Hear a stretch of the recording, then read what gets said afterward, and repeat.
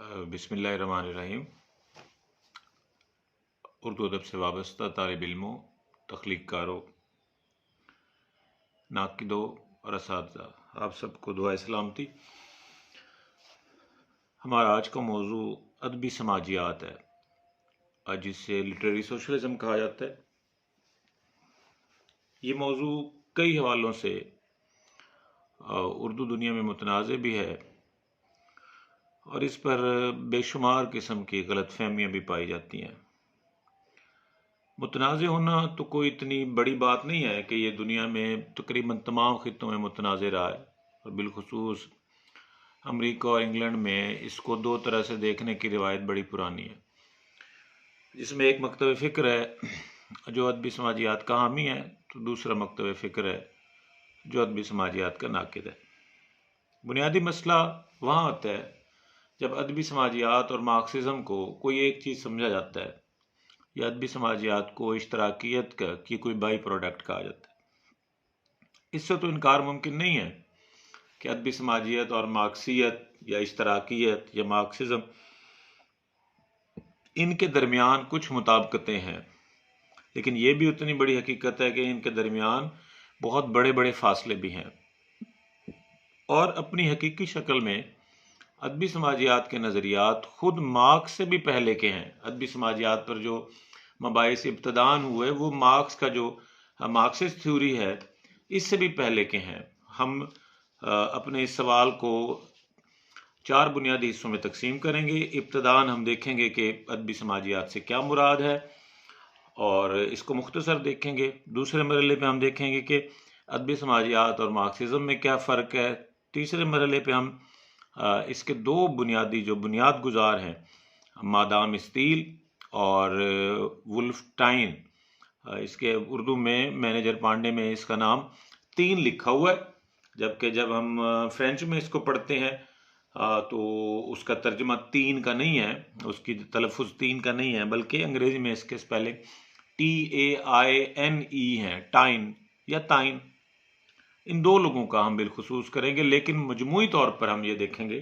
کہ ان کے علاوہ ریمنڈ ولیمز، لوکاچ، کروچے، یہ لوگ ادبی سماجیات کو کس طرح دیکھتے ہیں۔ چونکہ یہ گفتگو اور چوتھے حصے میں ہم تجزیاتی مطالعہ کریں گے کہ جو ادبی تنقید ہے اس میں ادبی سماجیات کس طرح سے، اس کی عمل دخل کیا ہے اور وہ کس طرح سے اپنا کام کرتی ہے۔ سب سے پہلے ہم ابتدائی شکلوں کو اگر دیکھیں تو اردو میں محض 2 کتابیں ہیں جو ادبی سماجیات کے موضوع پر ہیں، اور یہ دونوں کتابیں بھی سرحد کے اس پار یعنی ابتدان بھارت میں شائع ہوئیں، جبکہ جو پہلی یا جو بنیادی کتاب سمجھی جاتی ہے وہ ایک پروفیسر صاحب جن کا کچھ چند ماہ پہلے انتقال ہوا ہے بھارت میں ہی، مینیجر پانڈے کی ہے۔ مینیجر پانڈے نے خود اپنی کتاب بھی انگریزی سے ترجمہ کی، اور انہوں نے انگریزی میں موجود کتب سے استفادہ کرتے ہوئے یہاں پر ایک کتاب ہندی زبان میں لکھی جو انگریزی میں بھی ترجمہ ہوئی اور جسے بعد میں اردو میں بھی ترجمہ کیا گیا۔ اردو میں اس کا ترجمہ ایک اور معروف پروفیسر ہیں بھارت کے، جناب سرور الہدا صاحب نے کیا۔ اسی کتاب کو ہم نے بھی چھاپا پاکستان سے، بکس اینڈ ریڈر سے، اور بنیادی سبب جو تھا وہ اس میں موجود پروف کی اغلاط اور جملے میں جو ایک سکم پیدا ہوتا تھا پروف کی غلطیوں کا، اس کو دور کرنا تھا، اور ساتھ اس کی پاکستان میں جو دستیابی ہے اسے ممکن بنانا تھا۔ لیکن اہم ترین بات اس میں خاکسار کا شامل ایک طویل مضمون ہے جو ادبی سماجیات کے موضوع اور اردو میں اس کی ضرورت کے حوالے سے تفصیلی بحث کرتا ہے۔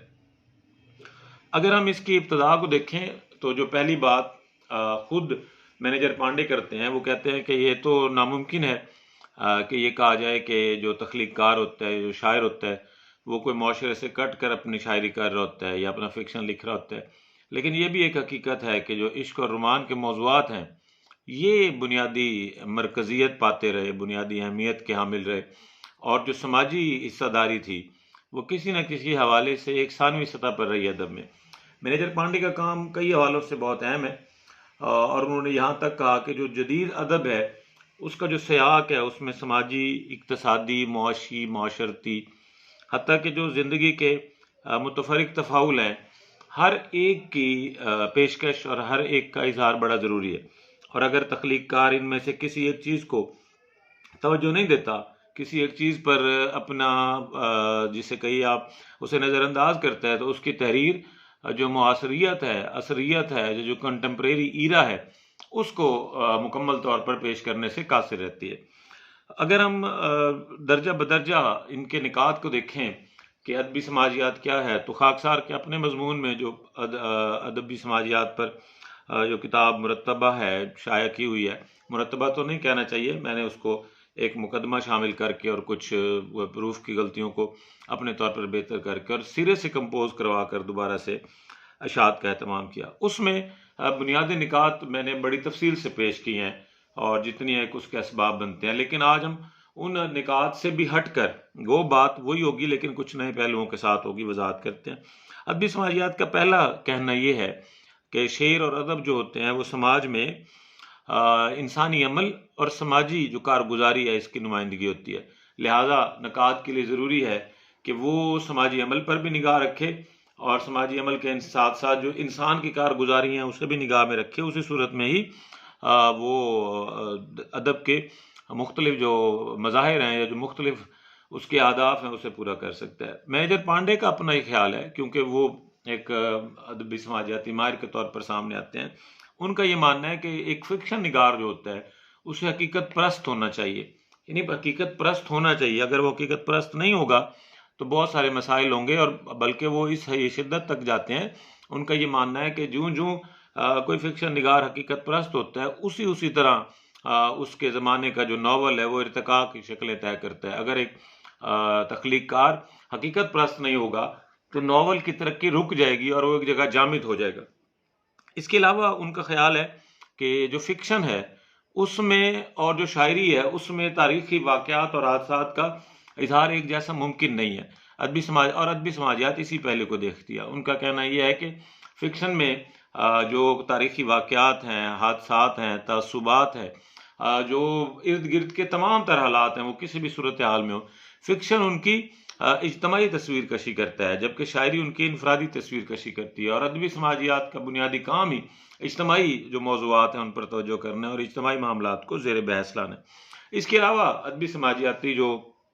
ماہرین ہیں ان کا کہنا ہے کہ ادب جو ہے وہ ادبی سماج میں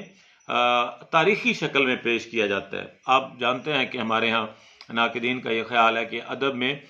تاریخ کو مختلف کرداروں کے ساتھ اور واقعات کو مختلف منظر ناموں کے ساتھ پیش کیا جاتا ہے، جو کہ لفظ بلفظ یا صورت بصورت منظر بمنظر درست ہوتی ہے، جیسا کہ تاریخ میں اسے درست ناموں اور درست واقعات کے ساتھ بیان کیا جاتا ہے، لیکن واقعات کی صحت شک کی زد میں رہتی ہے۔ تو ادب پر جو تاریخ پروری کا یا تاریخ مرتب کرنے کا جو ایک سہرا سجایا جاتا ہے اس کے سر پر، یہ ہمیشہ سے ہے، اور ادبی سماجیاتی مفکرین اسے مزید وضاحت اور صراحت کے ساتھ اس حوالے سے توقع کرتے ہیں۔ اس کے علاوہ جو ادبی سماجیات کے ماہرین ہیں ان کا خیال یہ ہے کہ جو ادبی کام ہوتا ہے اور جو تخلیقات ہوتی ہیں وہ اپنے ذریعے سے ادب کی سماجیات کی تشریح کرتی ہیں۔ اگر ادب کی سماجیات کی تشریح آپ کو کرنا ہو تو آپ کسی بھی عہد کی جو نمائندہ ادبی تخلیقات ہیں ان پر توجہ دیں گے۔ اگر آپ ایسا نہیں کریں تو آپ اس میں ایک نامکمل تصویر بنائیں گے۔ اس کے علاوہ ان کا کہنا ہے کہ جس طرح ایک معاشرے کی مختلف شکلیں ہوتی ہیں، ایک معاشرہ ایک ہی وقت میں کئی سطحوں پر جی رہا ہوتا ہے، اس میں کئی طرح کے کردار ہوتے ہیں، ان میں افسر ہوتے ہیں، ماتحت ہوتے ہیں، چپڑاسی ہوتے ہیں، کلرک ہوتے ہیں، بیلدار ہوتے ہیں، مالی ہوتے ہیں، گیٹ کیپر ہوتے ہیں، مالک مکان ہوتے ہیں، کرایہ دار ہوتے ہیں، دکاندار ہوتے ہیں، گاہک ہوتے ہیں، کتنی سطحیں ہیں، ڈرائیور ہوتے ہیں، کنڈکٹر ہوتے ہیں۔ اسی طرح ان کا ماننا ہے کہ جو ادب ہے اس میں بھی مختلف سطحیں ہوتی ہیں اور ان سطحوں کو ہی تخلیق کار نے تخلیق کرنا ہوتا ہے۔ یہاں ایک پہلو کی طرف میں خاص طور پر نشاندہی کرنا چاہوں گا،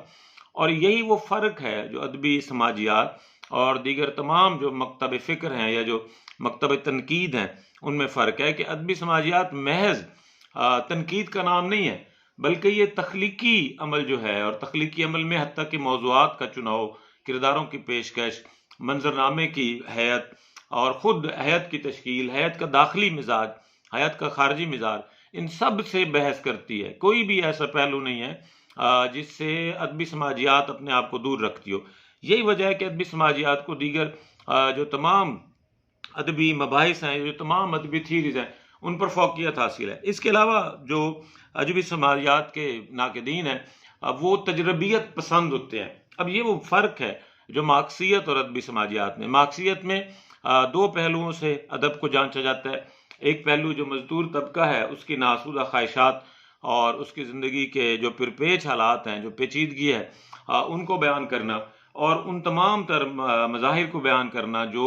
سرمایہ کی غیر مساوی تقسیم میں کہیں نہ کہیں روبہ عمل ہوتے ہیں، اور جو مجموعی ڈھانچہ ہے، جو مجموعی ساختہ ہے معاشرے کی،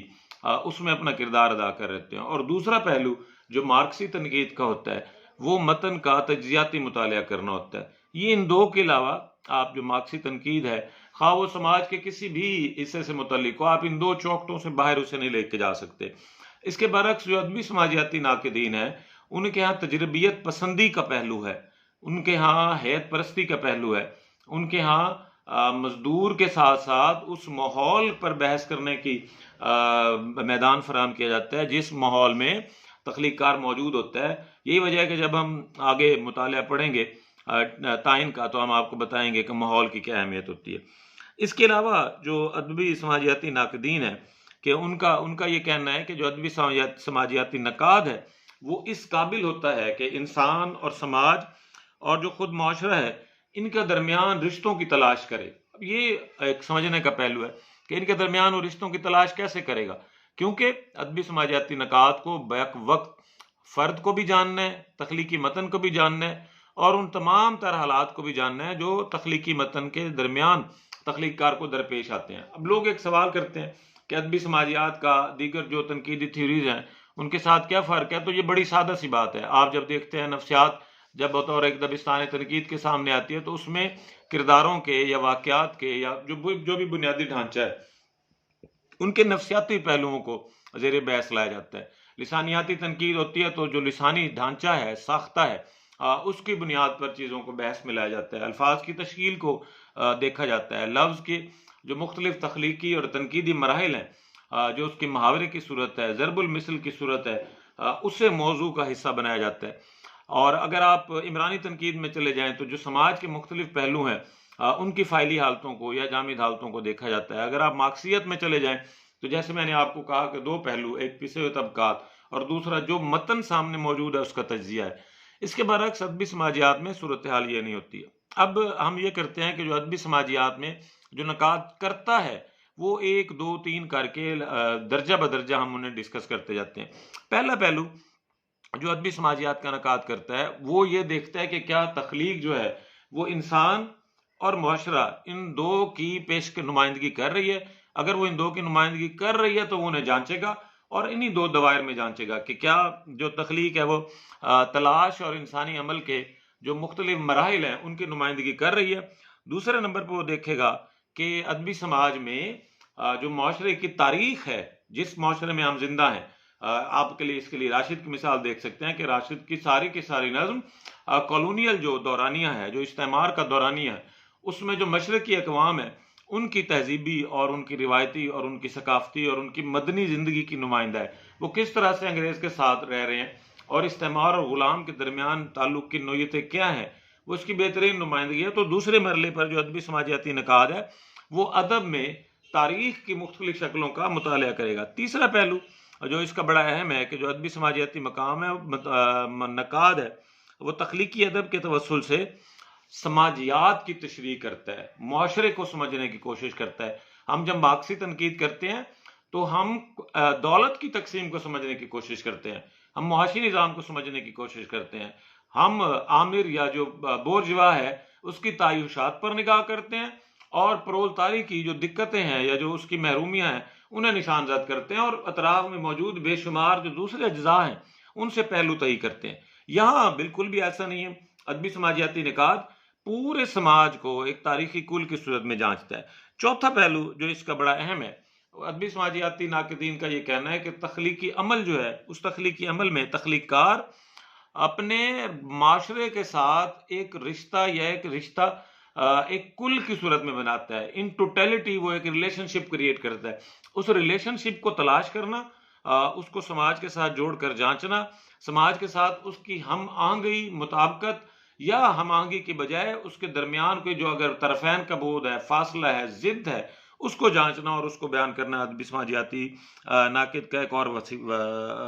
وظیفہ ہے یا اس کی ذمہ داری ہے۔ ایک اور چیز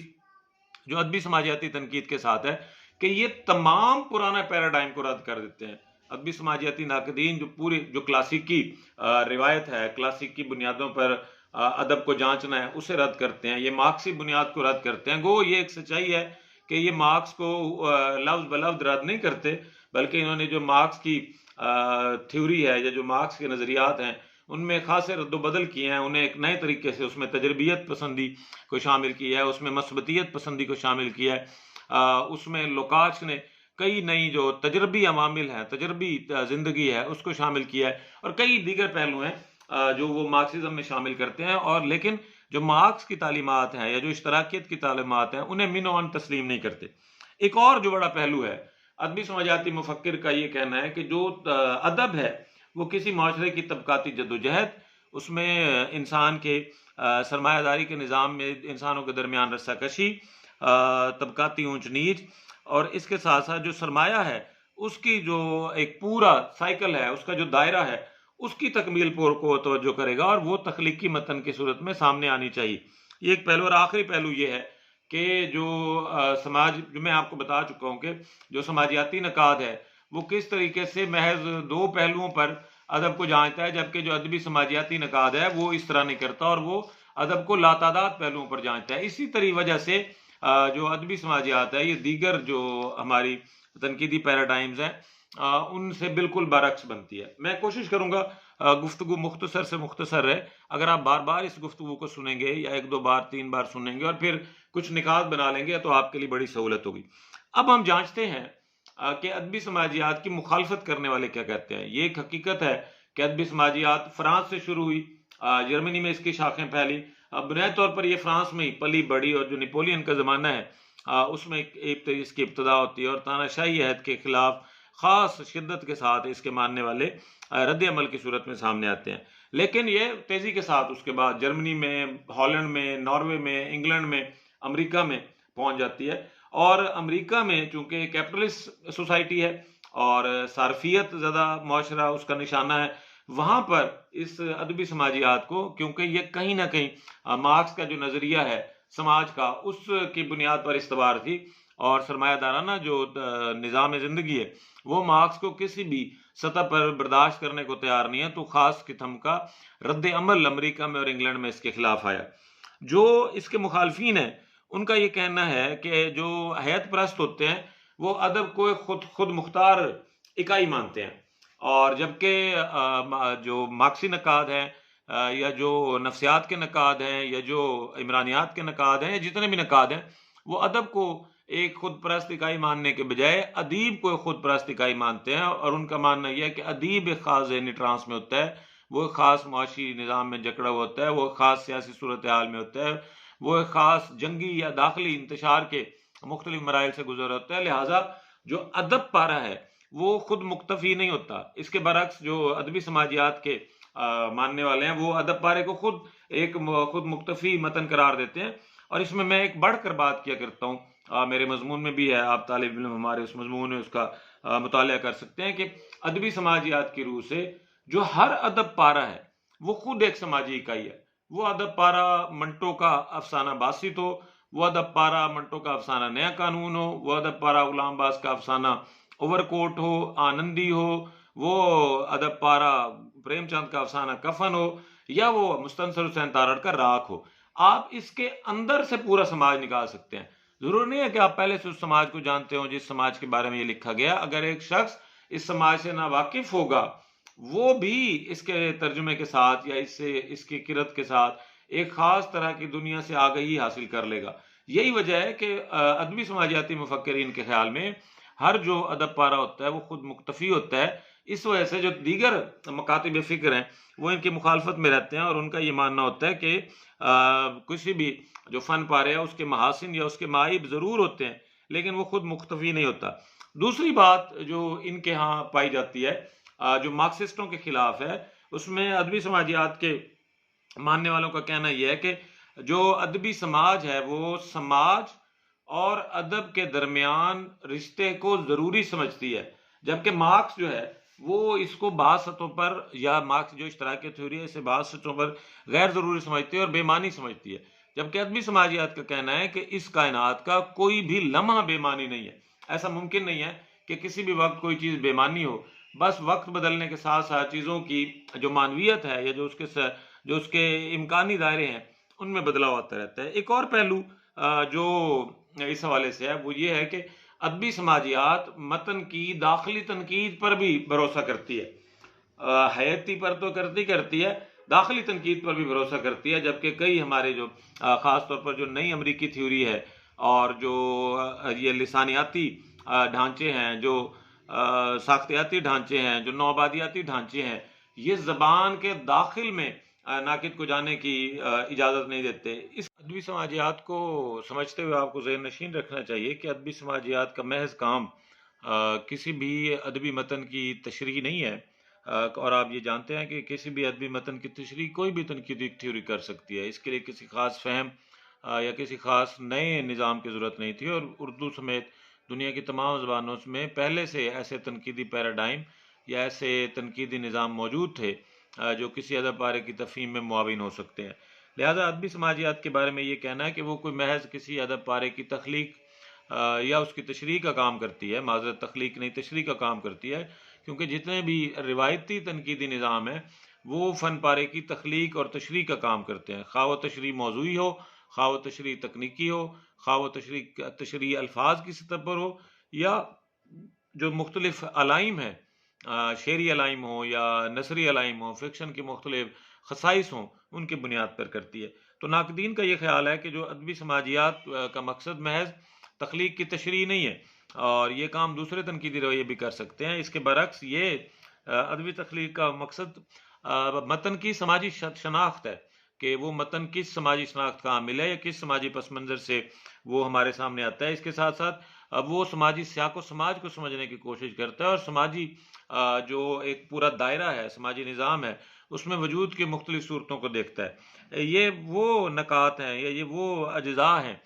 جن پر جو ہماری روایتی تنقیدی نظریات ہیں وہ اس طرح سے کام نہیں کرتے۔ ادبی سماجیات خاص طور پر دیکھتی ہے کہ کس ماحول میں کوئی شے تخلیق ہوئی ہے،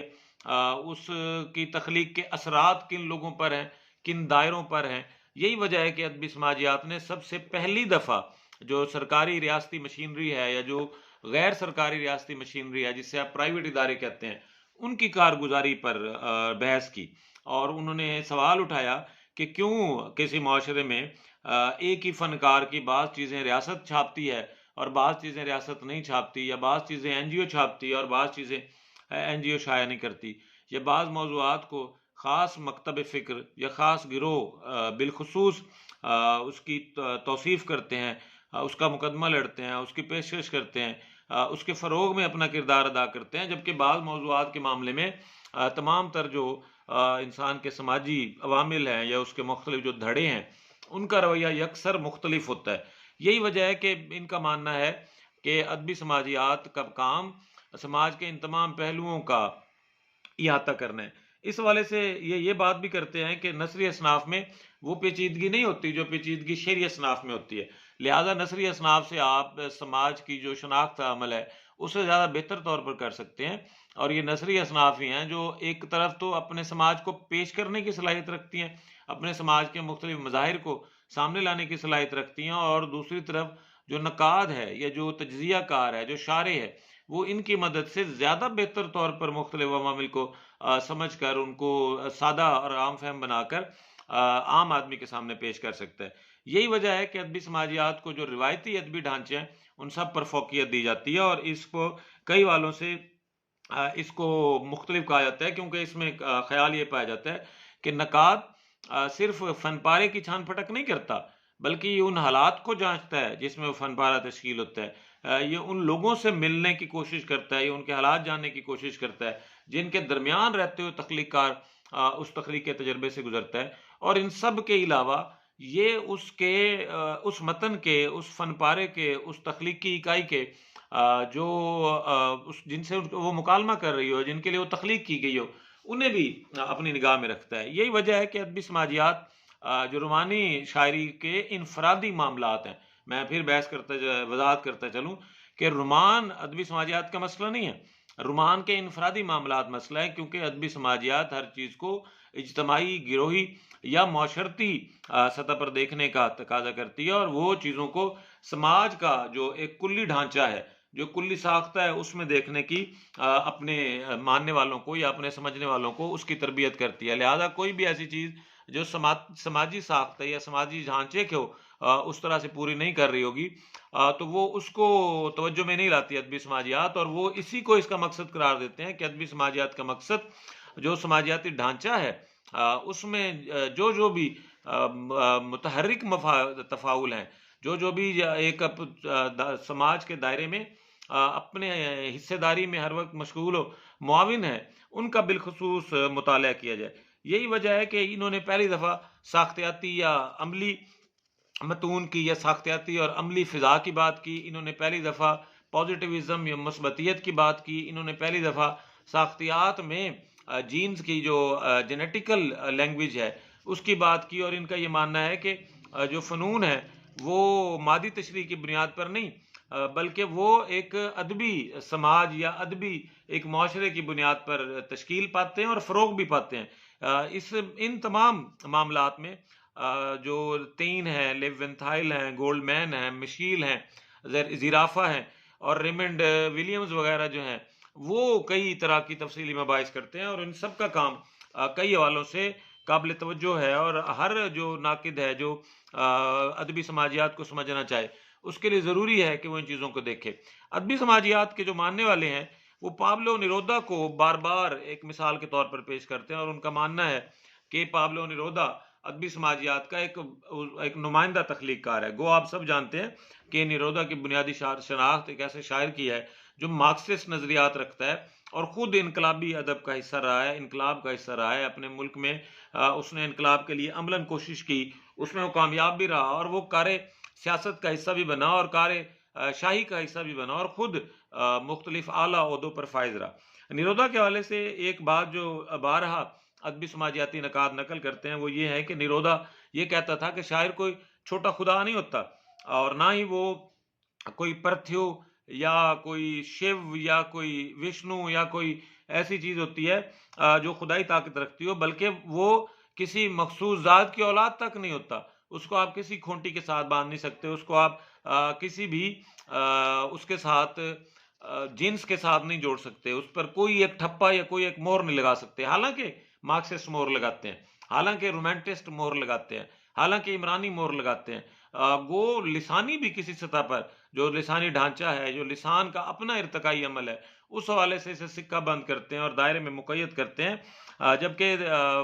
نیرودا یہ کہتا ہے کہ تخلیق کار یا شاعر بالکل بھی ایسا نہیں ہوتا، بلکہ وہ کاریگر ہوتا ہے، ہی از این آرٹسٹ، وہ ایک فنکار ہوتا ہے، لیکن وہ دوسرے اور اس کا فن لیکن ایسا ہے جو دوسرے کاموں سے زیادہ اہم ہے، اور وہ اپنے اس کام میں اس فن میں جو سماجی طاقتیں ہیں، جو معاشرتی عوامل کی اونچ نیچ ہے، جو مختلف اس کے دائرے ہیں، ان سب کو بطور چیلنج کے قبول کرتا ہے، اور انہوں نئی شکل بنا کر ان سب کی ایک نئے چہرے کے ساتھ، نئی ایک ٹوٹیلٹی کے ساتھ انہیں پیش کرتا ہے۔ یہی وجہ ہے کہ یہ جو سارے کے سارے ہیں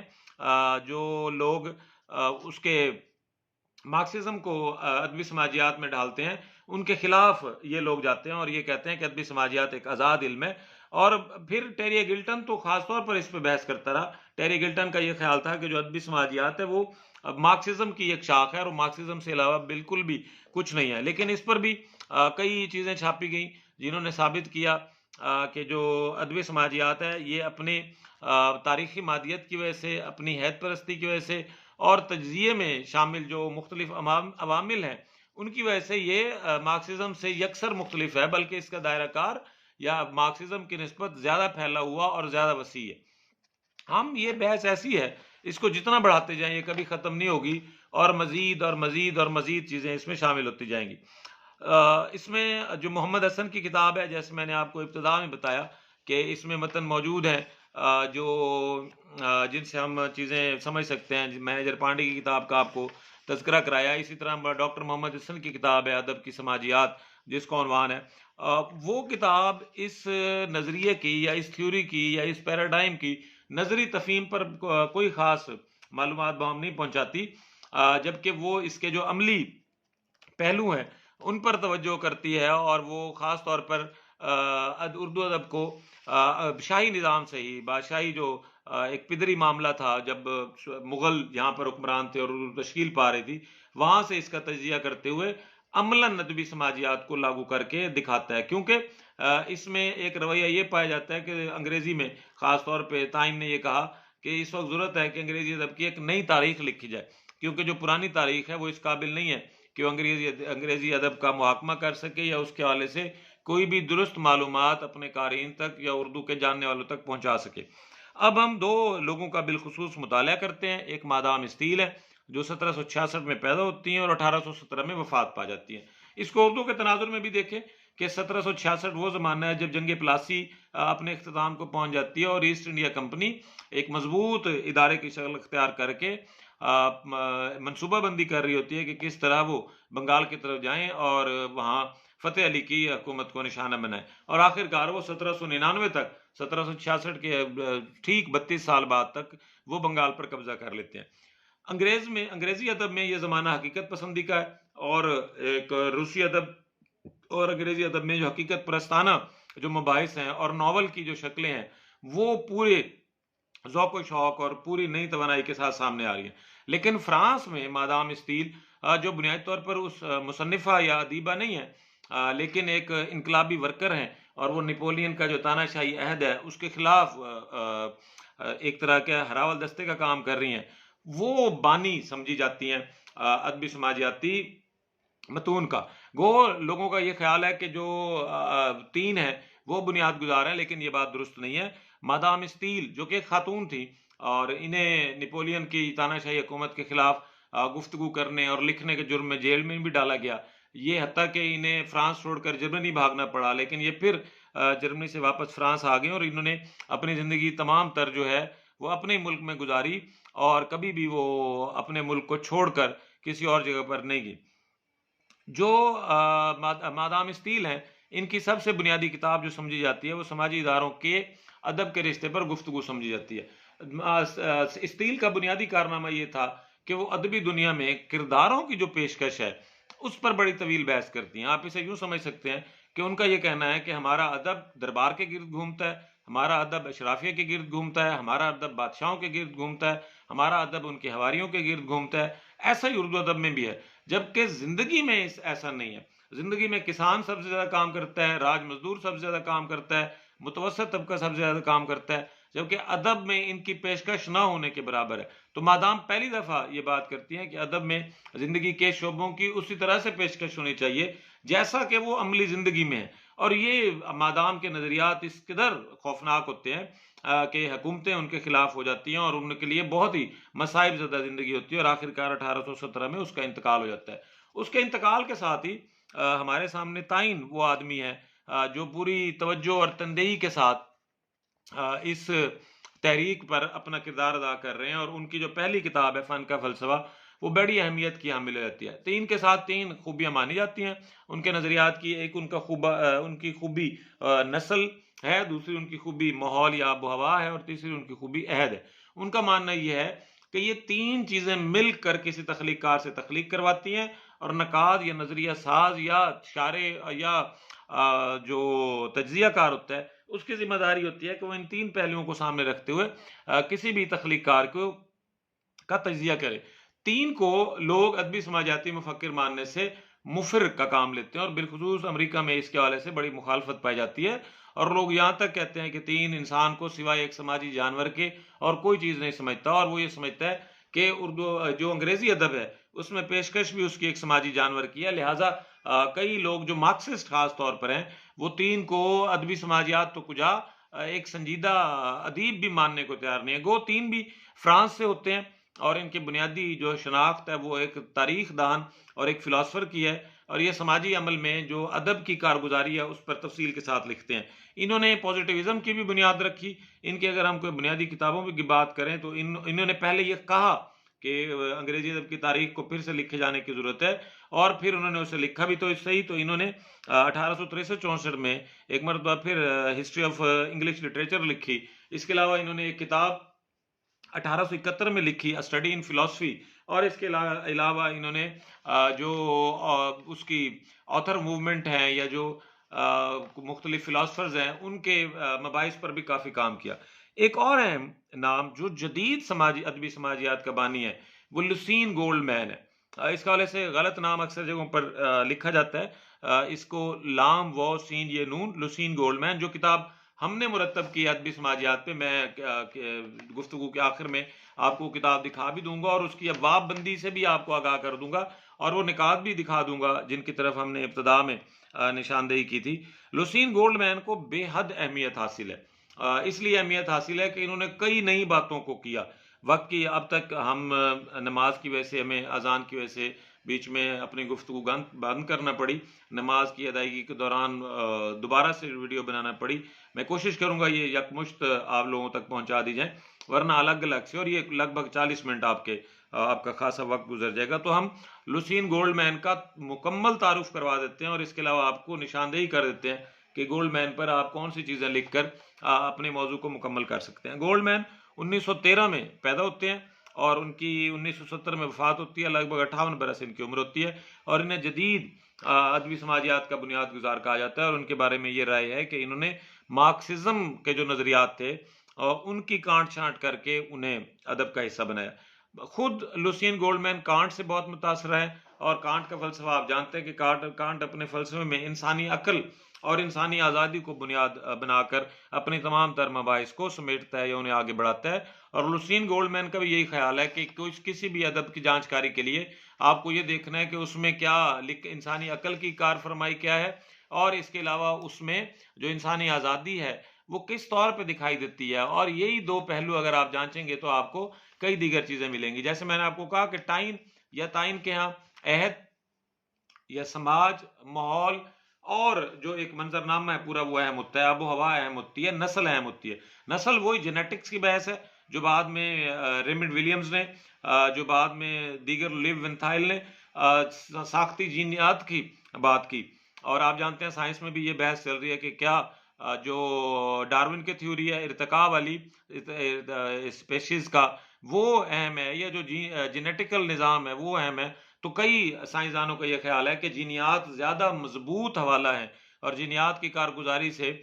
کسی بھی فرد کا انفرادی طور پر بھی اور کسی بھی معاشرے کا اجتماعی طور پر اپنی جان بخشی کروانا بہت مشکل ہے۔ انہی مباحث کو لوسین گولڈ مین آگے بڑھاتے ہیں جن کا سال وفات 1970 ہے، اور لوسین گولڈ مین نے 1945 میں فلسفی میں پی ایچ ڈی کی ڈگری حاصل کی، اور ان کا جو بنیادی میدان ہے وہ ایپسٹیمولوجی اور سوشیولوجی ہے۔ ایپسٹیمولوجی آپ جانتے ہیں فوکو نے بھی اس ٹرم کا بہت زیادہ استعمال کیا ہے، لیکن فوکو کے ہاں یہ اور معنی میں ہے،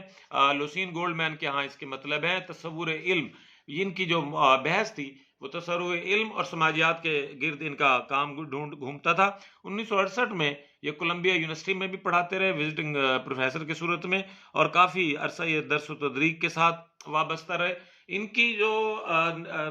جو ایک ادبی نظریات ہیں یا جو ان کا ادبی فہم ہے اس میں خاص اہمیت مارکسزم اور سائنٹیفک اور اسٹرکچرل انالیسس کو ہے، یعنی یہ چیز کو بیک وقت اشتراکی نقطہ نگاہ سے، ساختی نقطہ نگاہ سے، اور داخلی جو اس کے پہلے ہوتے ہیں مختلف سائنسی حوالوں سے اس کو جانچتا ہے اور نتائج کی تخریج کرتا ہے۔ اس نے جو ایک اور مشہور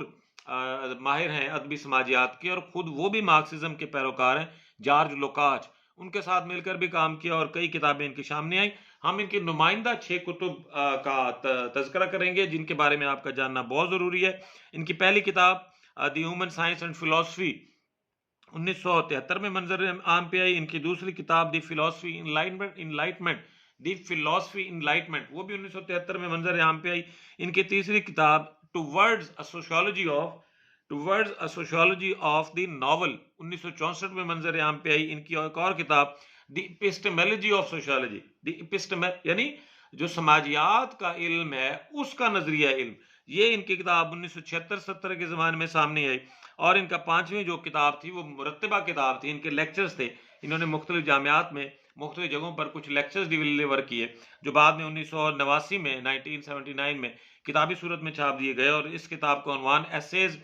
آن method in sociology of literature, essays on method in sociology of literature اس کا نام ہے۔ پھر دہرا دوں کہ یہ اقبال کے خطبات کی طرح، یہ شبلی نوانی کے لیکچرز کی طرح یہ لیکچرز تھے جنہیں بعد میں کتابی صورت میں یکجا کر کے چھاپ دیا گیا 1979 میں، اور اس کا موضوع تھا lectures on method in sociology of literature. چھٹی کتاب جو بڑی اہم سمجھی جاتی ہے، لوسین گولڈمین کے ساتھ جوڑی جاتی ہے، وہ ہے ٹوورڈز اے نیو فلاسفی، جو 2009 میں مرتب ہوتی ہے۔ ایسا نہیں ہے کہ وہ مصنف خود چھاپتے ہیں، بلکہ جو ان کے لوسین گولڈمین کے تصورات ہیں ان کا کلی احاطہ کرتی ہوئی کتاب 2009 میں شائع ہوتی ہے، اور جسے جدید ادبی سماجیات میں بہت خاص اہمیت حامل ہے، اور ناقدین اس کو بڑی اہم کتاب کے طور پر دیکھتے ہیں اور اس کا تجزیہ کرتے ہیں۔ اب اگر ہم لوسین گولڈمین اور ان چیزوں کو دیکھیں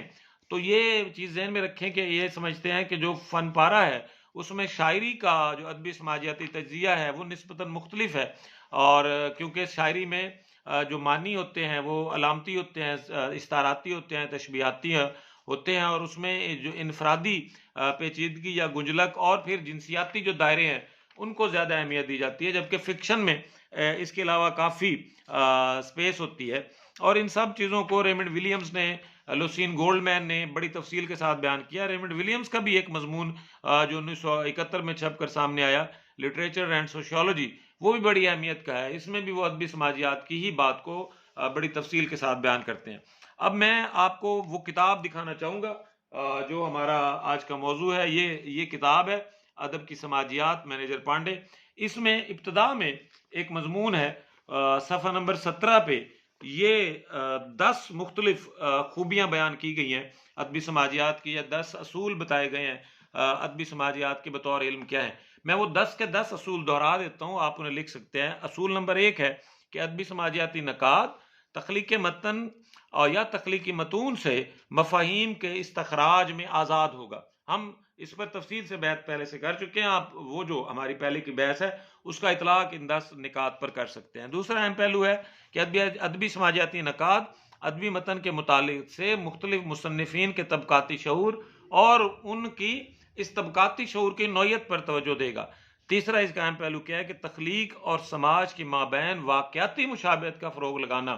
ادبی سماجیاتی نقاد کا کام ہے۔ اس کے علاوہ ادبی سماجیاتی مفکر کے لیے ضروری ہے کہ وہ 2 واقعات کے درمیان مشابہت اور 2 واقعات کی تخلیقی صورت میں بیان کردہ مشابہت کو بھی ڈھونڈے اور پھر تجزیاتی صورت میں نتائج مرتب کرے۔ چوتھا پہلو جو اس کے ساتھ جڑا ہوا ہے وہ یہ ہے کہ ادبی سماجیاتی ناقدین مختلف اصناف کے مصنفین کی جو طبقاتی تقسیم ہے، جو طبقہ داری ہے، اس کے تحت جو معنی کی مختلف شرح ہیں انہیں جانچے گا اور انہیں دیکھنے کی کوشش کرے گا۔ پانچواں جو پہلو اصول ادبی سماجیاتی یا ادب کی سماجیات کی تعریف میں لکھا جاتا ہے وہ ہے کہ مختلف ادوار کے ادب میں معاصر ہر دور کے ادب میں اس کی زندگی، یعنی اقبال کے ادب میں آج کے 2020 کے پاکستان کو تلاش نہیں کیا جائے گا، اور آفتاب اقبال شمیم یا اختر عثمان کی نظم میں راشد کے زمانے کی نظم کو تلاش نہیں کیا جائے گا، فیض کی نظم میں نذیر اکبر آبادی کے زمانے کی نظم کو تلاش نہیں جائے گا۔ اور ادبی سماجیاتی جو ناقدین ہیں وہ مختلف ادوار میں ادب کے معاصر دور کی عکاسی اور اس دور کے بعد اس کے معنی اور مفہوم کے جو امکانات ہیں ان کی بات کرے گا، جیسے آج ناقدین نذیر اکبر آبادی کی شاعری کو آج کے عہد کے ساتھ جوڑ کر دیکھتے ہیں اور معنی کا استخراج کرتے ہیں۔ چھٹا اہم پہلو سرکاری، نیم سرکاری ادبی ادارے اور تنظیمیں ایک تخلیق کار کی زندگی پر کس طرح اثر انداز ہوتے ہیں، اس کا تجزیہ ادبی سماجیاتی نکات کی ذمہ داری ہے۔ ساتواں پہلو ادبی سماجیات تخلیق سے سماج کی طرف جانے اور سماج کی طرف سے تخلیق کی طرف لوٹنے کا نام ہے۔ آٹھواں پہلو اس کا ہے کہ ادبی سماجیات تخلیقی متون سے ان مماثلتوں کو تلاش کرتی ہے جن سے تخلیقی وحدت قائم ہو سکتی ہے اور جو تخلیق کے جمالیاتی پہلو اور ادبی شعور سازی کے لیے معاون ثابت ہو سکتے ہیں۔ اور 10واں اور اہم پہلو یہ ہے کہ ادبی سماجیاتی مفکر کسی دور کے ادب کے مطالعے کے بعد اس دور کی مادی زندگی، سماجی سیاسی ڈھانچے اور غالب رجحانات کو ایک حد تک دوبارہ تعمیر کرتا ہے۔ تخلیق کار اصل کی نقالی سے کاری کو اصل صورتحال کا شریک بناتا ہے، جس میں تخیل کی طاقت اس نقل کو اصل سے بدرجہ بہتر بنا کر پیش کرتی ہے۔ یہ سارے مباحث ہیں۔ کسی بھی طالب علم کو پھر بھی کوئی دقت ہو تو وہ اپنا سوال ہمارے پاس چھوڑ سکتا ہے، ہم کوشش کریں گے۔ کچھ طالب علموں کو پہلے سے بھی سوال آئے ہوئے ہیں کہ ایک تفصیلی گفتگو میں سب طالب علموں کو سوالوں کے جواب دے دیے جائیں، خواہ وہ طالب علم BS سے متعلق ہوں، MA سے متعلق ہوں، MPhil سے متعلق ہوں، اور ہم جلد جو پیپر پیٹرن ہے یا PPSC کا پیپر ہے اور PPSC کے امتحان میں یا FPSC کے امتحان میں جو مشکلات درپیش ہوتی ہیں طالب علموں کو، اس پر بات کریں گے۔ آپ کا بہت شکریہ، اللہ حافظ۔